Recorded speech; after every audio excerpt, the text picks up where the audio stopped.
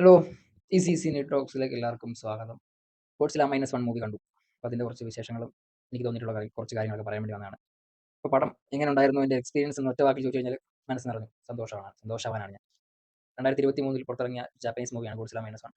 അപ്പോൾ എന്തുകൊണ്ടാണ് ഗോഡ്സില്ല -1 എന്ന് മൂവി സ്റ്റാർട്ട് ചെയ്യുന്നത് വേൾഡ് വാർ 2 അവസാനിക്കുന്ന ആ ഒരു ദിവസമാണ്.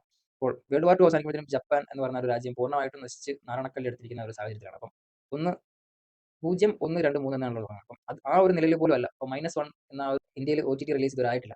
അപ്പോൾ നോക്കിയിട്ട് പിന്നെ ഡൗൺലോഡ് ചെയ്യുക. നമ്മുടെ ഗ്രാമത്തിൽ നിന്ന് ഡൗൺലോഡ് ചെയ്യുക. ഡൗൺലോഡ് ചെയ്യുമ്പോൾ കിട്ടാവുന്ന ഒരു ബെസ്റ്റ് ടോപ്പ് ആയിട്ടുള്ള സൈസ് ക്വാളിറ്റി നോക്കിയുള്ള ഫയൽ ഡൗൺലോഡ് ചെയ്യുക. കളറും ഉണ്ട്, ബ്ലാക്ക് ആൻഡ് വൈറ്റും ഉണ്ട്. ബ്ലാക്ക് ആൻഡ് വൈറ്റ് കാണണം നിർബന്ധമുള്ളവർക്ക് ഗോഡ്സില്ല -1 മൈനസ് കളർ എന്ന് പറയുന്ന ഒരു ഫയലും, കളർ കാണണമെന്ന് ആഗ്രഹമുള്ളവർക്ക് ഗോഡ്സില്ല -1 സാധാരണ ഫയലും ഡൗൺലോഡ് ചെയ്യാവുന്നതാണ്. അപ്പം നിങ്ങൾ നല്ല ക്വാളിറ്റിയുള്ള ഒരു രീതിയിലും ഒരു നിരാശ വരാൻ സാധ്യത ഉണ്ടാകുന്നില്ല. കഴിഞ്ഞ ഓസ്കാർ നോമിനേഷന് പോയി ഏറ്റവും ബെസ്റ്റ് VFX-നുള്ള അവാർഡൊക്കെ നേടിയ ഒരു മൂവിയാണ്. അപ്പോൾ ഇതിന്റെ ഡയറക്ടർ കം റൈറ്റർ VFX-ലും വർക്ക് ചെയ്തിട്ടുള്ള ആളാണ്.